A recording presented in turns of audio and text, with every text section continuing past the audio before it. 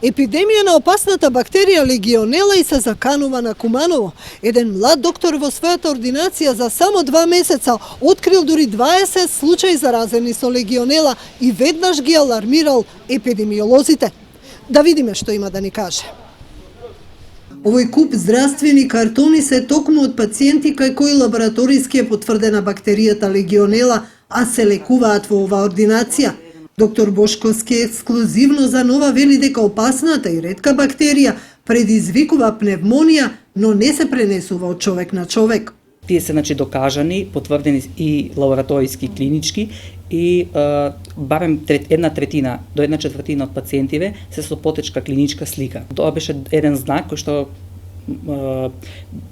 барем нас тука во ординацијава придонесе да подигнеме некоја свесност дека нешто се случува, дека нешто има, постои некој извор на зараза, меѓутоа тој извор, барем за сега се уште не е откриен. Од кај потекнува, кај изворот, препорачна терапија која што беше од инфектолозите, во најголем дел од случаите беше несоодветна, затоа што знаеме дека бактеријата реагира само на 2 до 3 групи на антибиотици кои што матичен лекар не може да ги даде без препорака од специјалист инфектолог или алергопулмолог.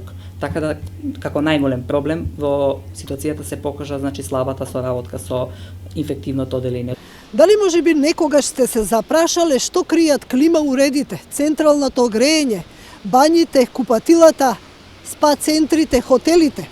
Во такви услови живее опасната бактерија легионела која може да обстои и до 1 година. Нова дојде до податоци дека и во други ординации во Куманово има пациенти заразени со бактеријата легионела, меѓу нив има и деца. Она што посебно ги иритира кумановските лекари е што инфектолозите со резерва ги земаат анализите на Центарот за јавно здравје. Дојдовме тука да истражаме зошто инфектолозите не ја земаат за сериозно легионелата, туку обично ја третираат како сезонски грип или инфлуенца. Има доста, викам, ова изолат. У смисла серологија позитивно излегува. Јас како клиничар мора да идем, ако треба ги испратам во Скопје, ако не треба тогаш само во овие економски ситуации, само тие што треба, што имат сомнеш да се испратат таму. Од Центарот за јавно здравје се децидни дека не се работи за грешка. За само месец и половина кај 43 лица е констатирано присуството на оваа бактерија, за разлика од лани кога имало само 4.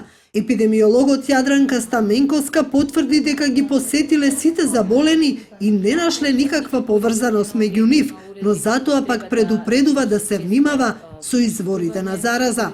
Нема некоја епидемиолошка поврзаност помеѓу овие случаи на заболени.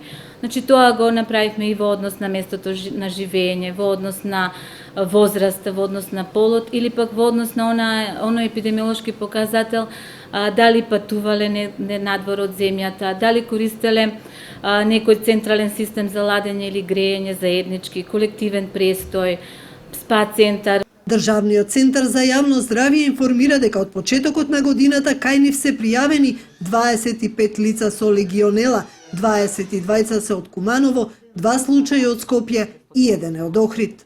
Бактеријата за прв пат е откриена во 76-та година во воените ветерани од Втората светска војна кои престојувале во еден хотел во Филаделфија. 15% од нив умреле.